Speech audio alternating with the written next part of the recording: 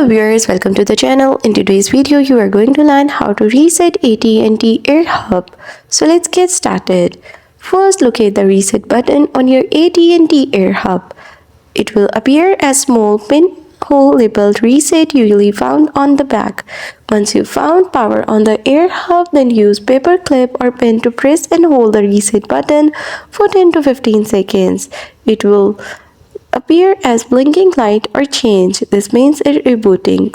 Then release the button. The Air Hub will restart and restore factory settings, clearing any sync configuration on passwords.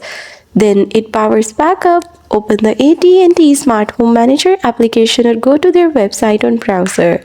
Log in using the default username and password. You can find it on the bottom or back of your hub. Follow the on-screen instruction to set up a new Wi-Fi name and password.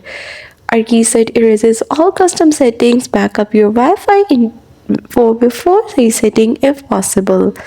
And that's all. Thanks for watching. Don't forget to like and subscribe.